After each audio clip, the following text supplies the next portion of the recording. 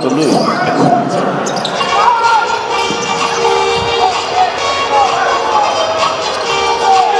(79-57).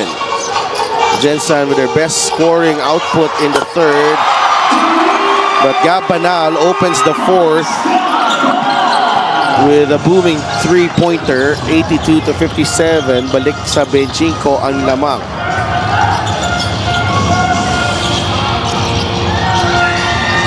Tolentino misfires. Rebound, Jonicio for two.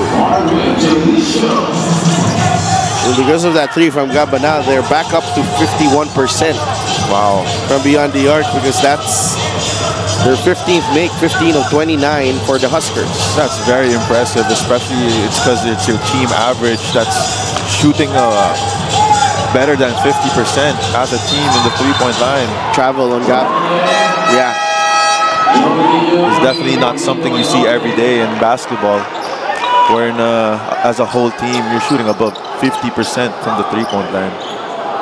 Today, the Quezon Huskers are showing why they are contenders this year for this national title. Tama. 59-82. Liu. Bigay kay Jack. That's a three from Jackson Corpus. Pagaran with a rebound. Bigay kay Diego Dario. Gab Banal. Atake si Gab. Binigay kay Opiso. Fade away from Jason Opiso. Ganda nun. Para kay Opiso, realizes na the middle was open and that's a more comfortable shot that he wants to take. That's true. Liu, corner. Balik kay Eloy Tan. Labas kay Kyle. Good closeout. Galing kay Pagaran. Rebound, Dario. Short lang, pero diretso yun. Off that three-point attempt there by Kyle Tolentino. Banal against Tan. Sandagon. Yes. And that's the third assist of Gab Banal to Simon Sandagon. Ang ganda ng connection ng dalawa, no? Yeah. Parang ang ganda na nagkaamuy na sila. Sandagon will finish. I thought it was going to be a dunk either for Simon Sandagon or Christian Pagaran. Either or, both players can really go up there and dunk that basketball. Well, look at the assist story. Hindi ko na notice to. 21-5. Wow. That shows you how disconnected itong opensa, itong Gensan, because that is a very, very low number compared to their season average. Andre, they're averaging for the season,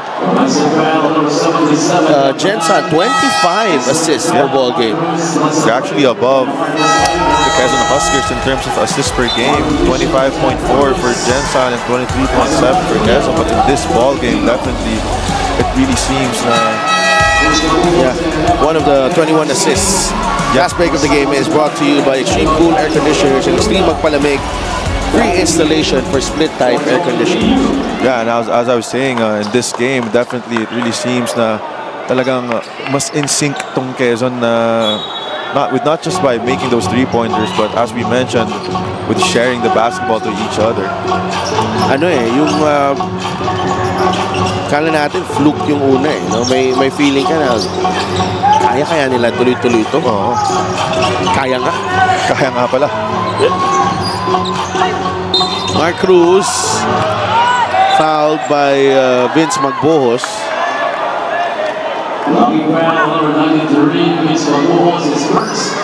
Only the first from Vince.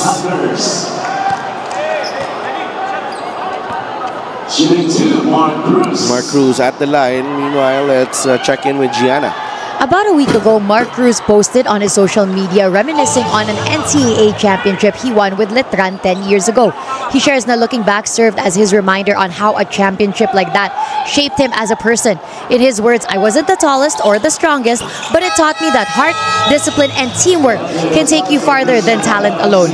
Winning the three-point shootout naman this season and reaching 1,000 points with Gensan also taught Mark that patience and professionalism should be the priority here in the MPBL. Back to you guys. Thank you so much, Gianna. Just to add to that, Mark Cruz was the finals MVP of that championship run, by the way. So, that was a stunning upset. Shout out to Coach Aldin Ayo, by the way. Kamusta ka, Coach? Coach Louie was part of that as well. Coach Glenn. Yeah. Coach Glenn Capasio. What a coaching staff. Grabe din. Powerhouse din yung coaching staff nun. Grabe din yung coaching staff. Pero mabigat yun, ha? I covered that game when I was still in my previous career. Letran, lakas din ng Letran nun, actually. Pero mas malakas ang San Beda nun, on paper. On paper, yeah, definitely. Pero mas makikita mo talaga sa Letran nung time na yun na parang iba yung samahan nila eh. Yung yun nila talagang parang alam mo matagal na sila magkasama. Mayhem yun eh. Kasi ano yun eh, start ng Mayhem yun. Aldin Ayo. I remember Cruz, Kevin Bacal, Jom Soliano, Felix Apreco. Yeah, Felix Apreco was in that squad as well. Ray Nambatak. Lakas din ang team na yun. So, we have a timeout, 88-61. Quezon on their way to victory here in Game 1.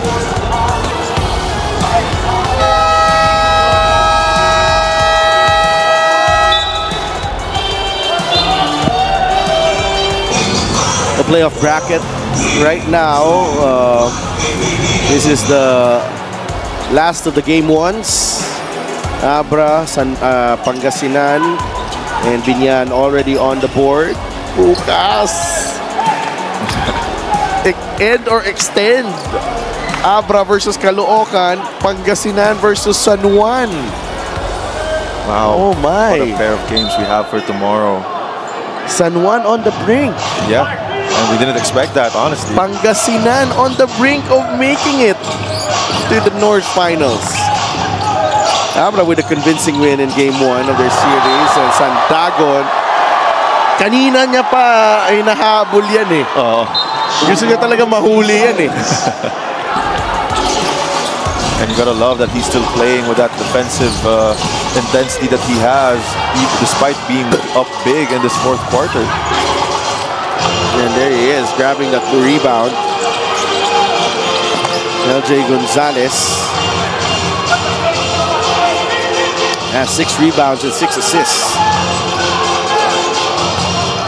LJ nakawala. Ayaw ni LJ matapos ang game na to na wala siyang pinapakitang matindi. Play of the game is brought to you by 747 Live. Dito ka sa legit. And you're gonna see your game, your chance, your thrill only with 747 Live. And you're gonna see the upper body strength there by LJ Gonzalez, and despite the bump, stayed composed and was still able to finish that layup there. Iba na yan si LJ. Iba nga. 10 puntos na si LJ Gonzalez to go with a 6 rebounds and 6 assists. Hiruta, masyado malakas. Rebound ni Gab Banal ahead to LJ. Mark Cruz gets the ball back. Cruz pulls up. Yes! Gab Banal also has 7 assists. Siya ang actually ang game high.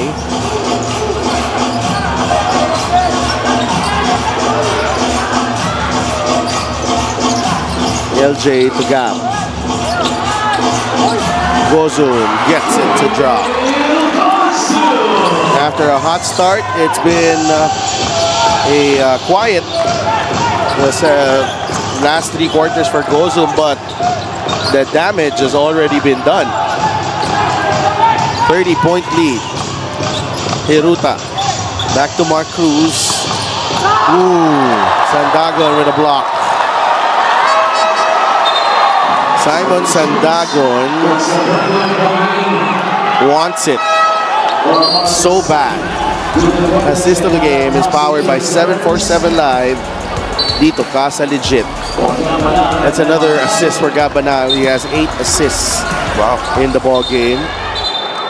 Meron nga lang siya 5 turnover, pero may 4 rebounds naman siya at 6 na puntos. It's a great all-around game here for Gab Banal. 4 seconds to shoot.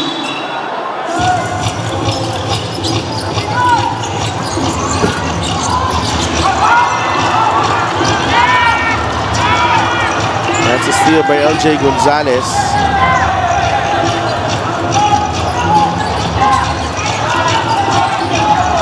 LJ finds Jodel, a 3, yes!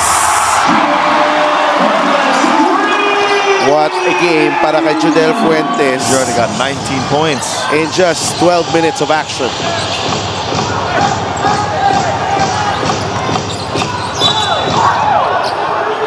That's a sniper at work.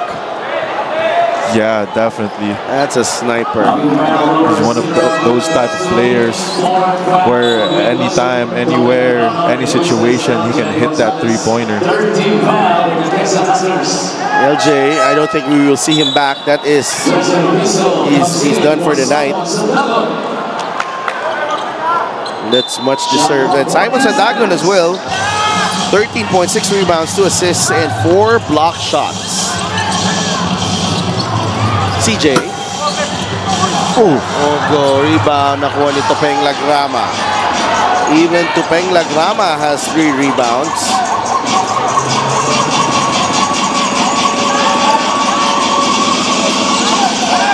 A big edge in rebounding para dito sa Quezon.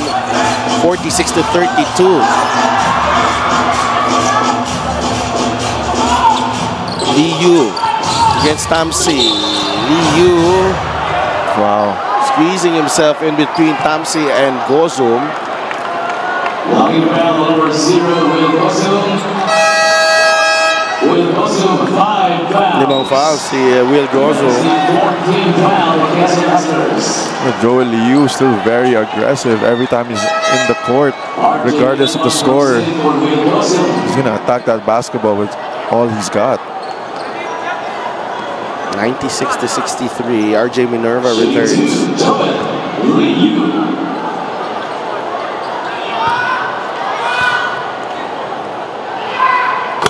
Kung ikaw si Coach Eric Gonzalez, ito yung mga panalo na gusto mo lahat nag-contribute. Ganda ng depensa nyo, ganda ng shooting nyo. Everything just seemed to work. You showed a lot of composure even with the physicality. So, you know pretty much yung, ideal things na nangyari dito sa larong to.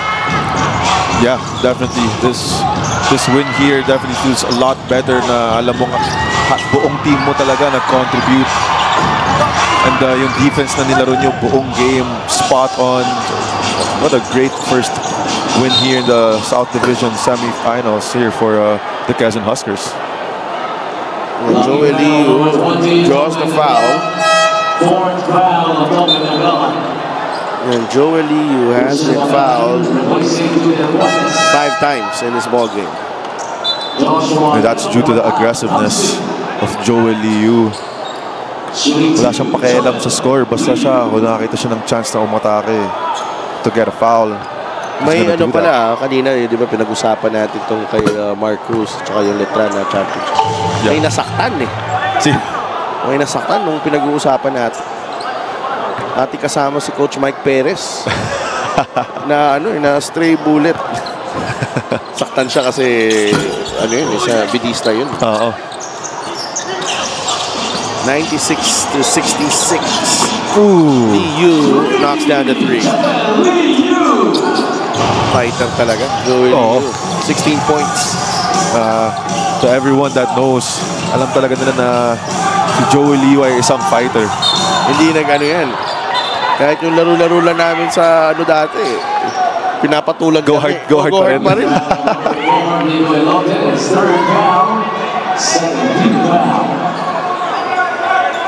Shot clock 14 seconds.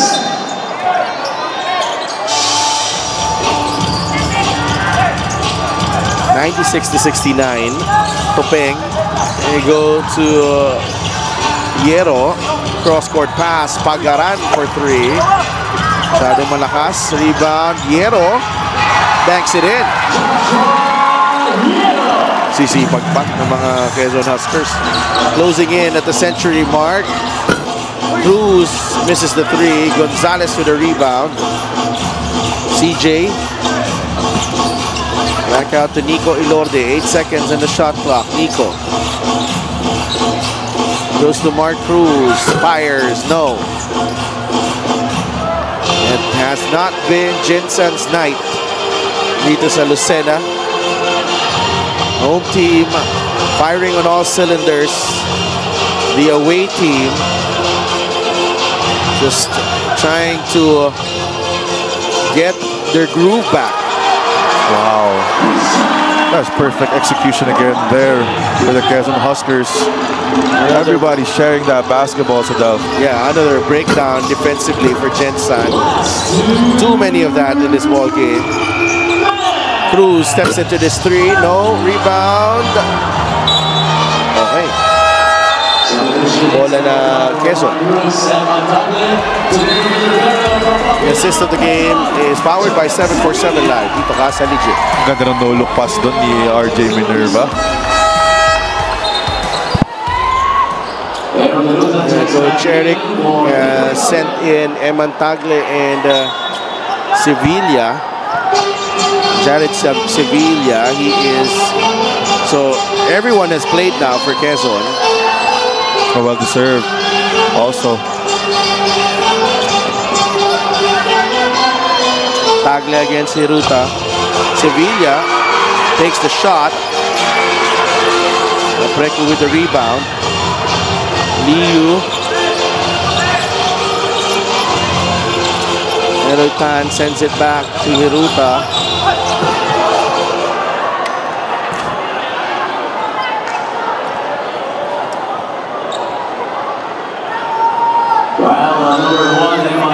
Tagle is whistled for the foul.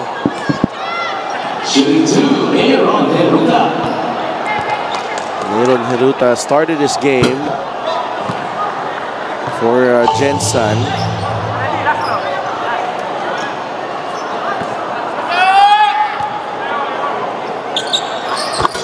.9-point lead.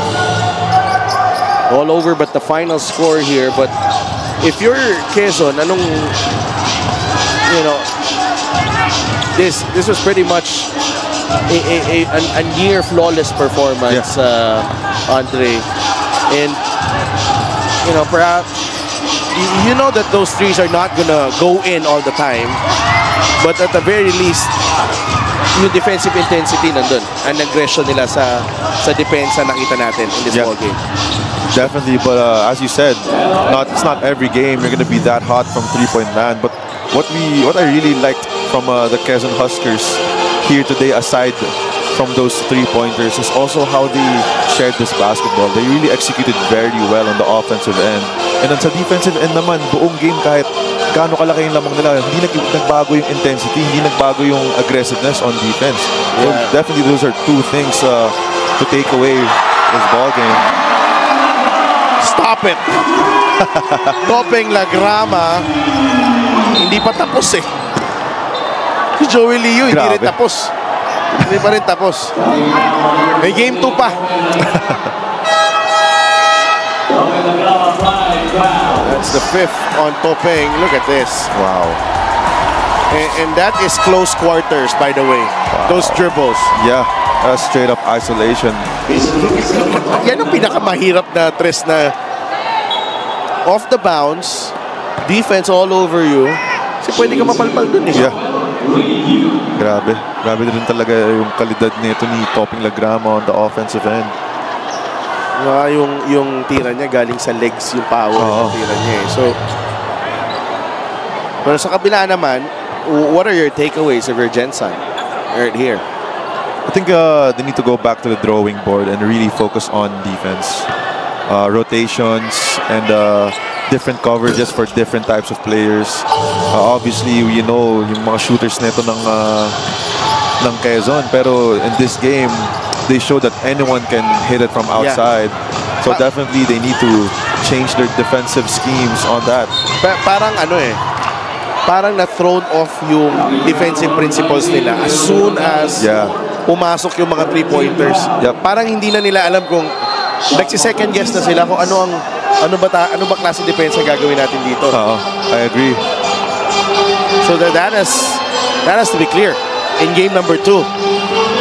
As Quezon with a dominant Game 1 victory here at home at the Quezon Convention Center in Lucena. They hammer out a 103-75 victory over the Gensan Warriors. The Quezon Huskers closing in on a return trip to the South Division Finals. Game, Judel Fuentes of the Quezon Huskers, he had 19 points. Judel, ibinahagi mo sa akin na medyo naging emotional itong huling linggo para sa iyo. But you had a spectacular performance. Kaya ano yung nasa isip mo throughout the game para maipush pa rin ang sarili mo na maging isang professional player? Actually, wala talaga akong preparation. 2 days preparation lang ako. Kasi nga, yun, my father-in-law, nawala siya nung last Thursday. And ngayon, ready pa rin ako. Kinausap ako ni Coach na maging ready ako pag ginamit niya ako. And yun naman, ginabayan din ako sa papa ko, sa father-in-law ko na yung mga shoot ko is nasi-shoot ko. And Judel, pag-usapan naman natin itong laro nyo, diba? From the very beginning, napakainit na ng pinapakita nyo. Lalo na ang mga tira nyo beyond the arc. Ano ang gagawin nyo sa mga susunod na araw in preparation for Game 2 para ma-close out nyo na itong semifinal series na ito? Siyempre, di namin makukuha yung ganitong laro next game, Game 2. Kailangan pa rin namin pagtrabahuan yung Game 2 namin kasi di nila ibibigay ng madali sa amin yung series na to. Kaya trabaho lang kami, stay positive lang kami always, and yun na.